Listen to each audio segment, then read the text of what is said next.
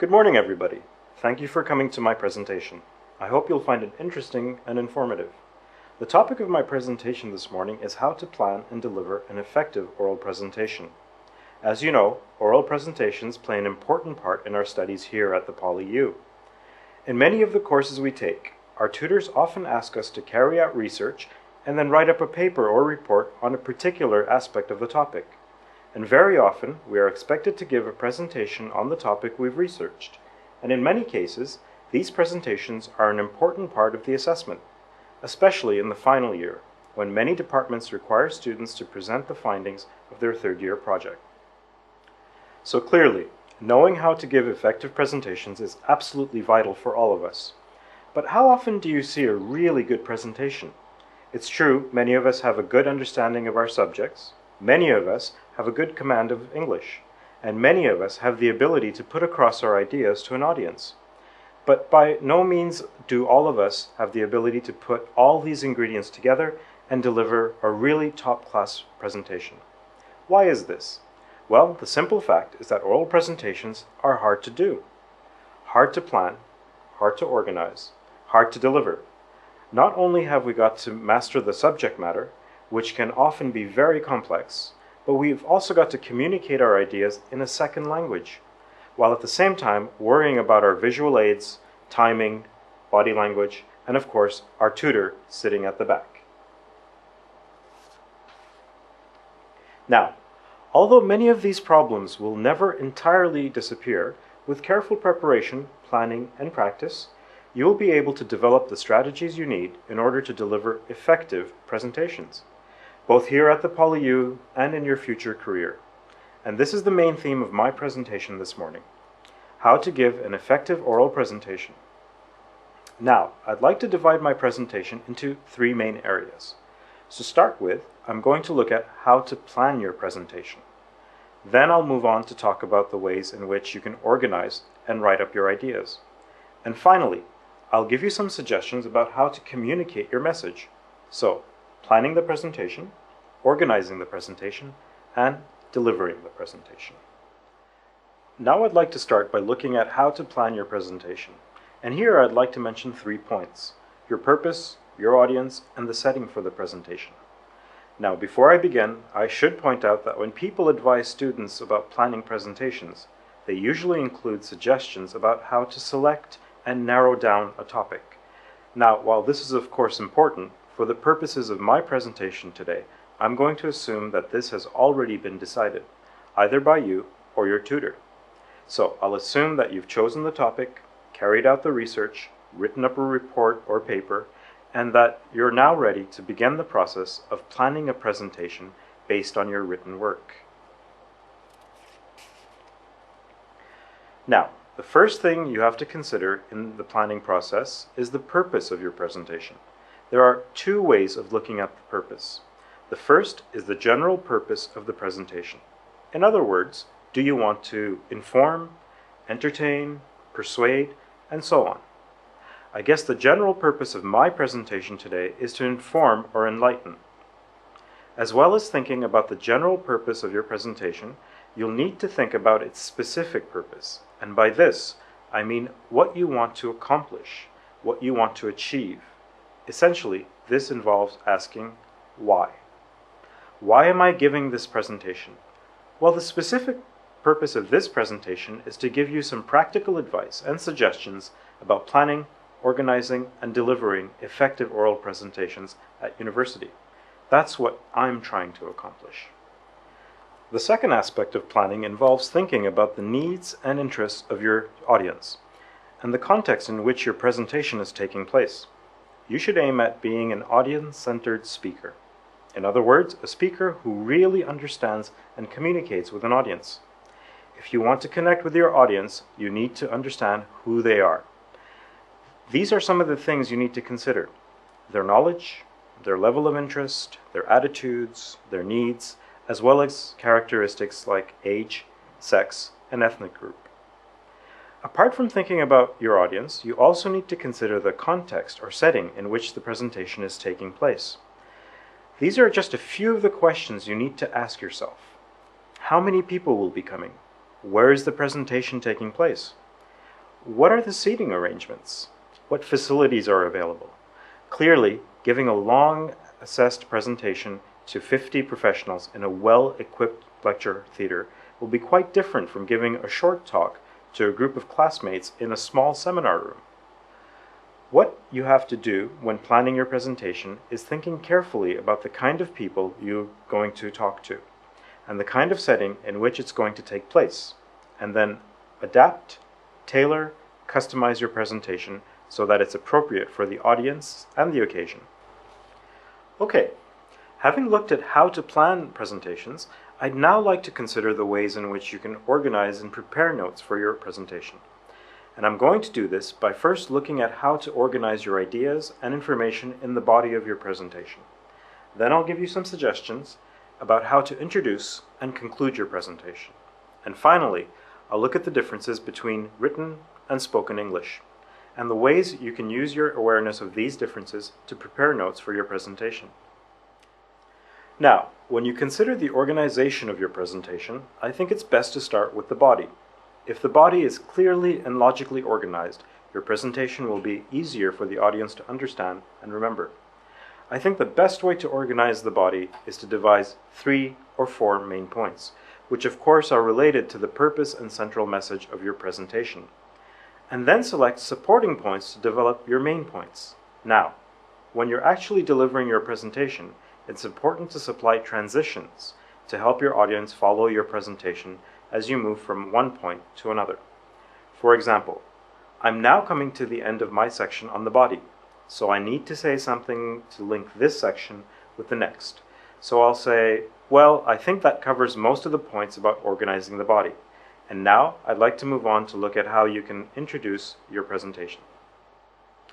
Now, whether we like it or not, the fact is that first impressions count, and this very much applies to presentations.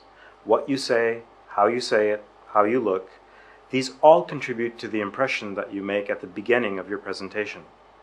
Making a good first impression is clearly an important factor in giving successful presentations. So, how do we do this? Well, I think there are 2 basic ingredients. First, gain the attention and interest of your audience. And you can do this by doing things like asking a question, using a quotation, describing a problem, referring to a recent event, relating the topic to your audience's needs. In fact, that's what I did at the beginning of my presentation. The other thing you need to do is to orient your listeners to the presentation. To do this, you need to identify the topic and the purpose of your presentation, give relevant background material, and provide an overview of the main points you're going to talk about. If you do this, your audience will be prepared both intellectually and psychologically for your presentation. I said a moment ago that first impressions count.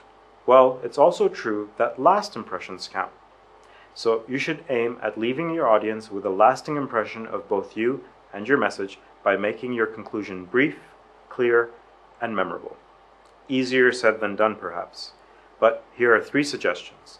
First, try to signal to your audience either verbally or non-verbally that you're coming to the end of the presentation. Second, summarize the main ideas of the presentation. And third, try to reinforce the central message of your presentation. Okay, you've organized the body of your presentation, and you've worked out your introduction and conclusion. You know what you're going to say and the order in which you're going to say it. But how are you going to say it? What about the words that you're going to use? Well, I think it's fair to say that a lot of speakers don't really pay attention to the language they use, or rather the type of language they use. They tend to just read out their report or paper or recite it from memory. The problem is that written English is quite different from spoken English. When we speak, we tend to use simple, straightforward words, short sentences or sentence fragments. We tend to use personal pronouns and contractions and ask a lot of questions. We also tend to repeat things. Information isn't packed in so densely.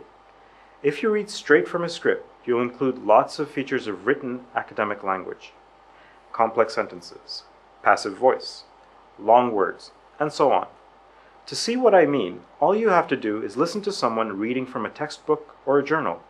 About 30 seconds you'll be confused, bored, or asleep.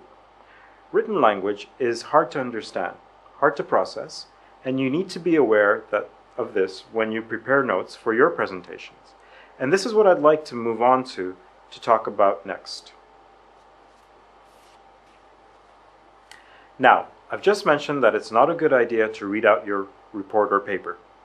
Even if you're very good at writing natural, spoken English, it'd still be really difficult to memorize all that material. On the other hand, you can't just speak up off the top of your head. You've got to have something to refer to. I think the best solution to this problem is to prepare a detailed outline or plan of the whole presentation. This would include all the main sections and subsections, and would serve as a kind of blueprint for your presentation. After you have devised the outline, you can prepare speaking notes for each of the sections of the presentation. Probably the best way to do this is to prepare note cards with key words, which you can use as prompts. But remember, stick to key words. Don't write out full sentences, otherwise you'll be back to the problem of written English. So far, I've concentrated on how to plan and organize your presentations. In other words, what you should do before you actually give your presentation. What I'd like to talk about now, and this is the last main point, is how you can deliver your presentation effectively. And by this, I mean the things you need to consider during the presentation. I'd like to concentrate on 3 aspects of delivery. First, visual aids. Second, nonverbal communication.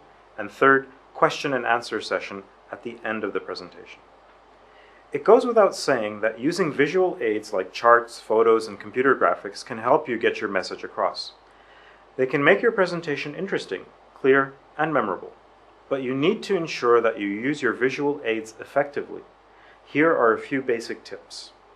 Make sure your visual aids actually support what you're saying. Make sure they are simple and clear. Make sure that everyone can see them, and make sure you explain them clearly and fully. The second thing to consider when delivering your presentation is nonverbal communication. Now, by nonverbal communication, I mean communicating without words. In your presentation, you will communicate your message through spoken and written language, and body language. You need to ensure that your personal appearance, your facial expressions, your eye contact, your posture, your movements, your gestures, all give the audience the impression that you're enthusiastic, confident, and professional, that you really want to communicate with them, that you really want to build up a rapport with them. The last point I'd like to talk about is the question and answer session at the end of your presentation. The question and answer session gives the audience the chance to find out more about the topic and in some cases ask for clarification about what you've been saying. How well you deal with the questions and the attitude you show towards your questioners will influence the way people feel about you and your presentation as a whole. I think there are 2 main points to consider here. The first is to anticipate the kinds of questions that might be asked, and then prepare possible answers. This is particularly important if you're presenting a final year project, when subject lecturers often like to test students out with difficult questions. What you can do in this situation is to think about possible weaknesses or limitations in your project, and then try to think of ways that you can counter these criticisms. But make sure you do this in a fair and open way. And this is the second point I want to make. Don't be too defensive if people challenge you. Show that you welcome questions. Make eye contact with your questioners. Show that you value their questions. And try to answer them to the best of your ability. If you disagree with someone, do so in a respectful and reasonable way. Don't insult the questioner by implying that his or her question is meaningless, or irrelevant, or stupid.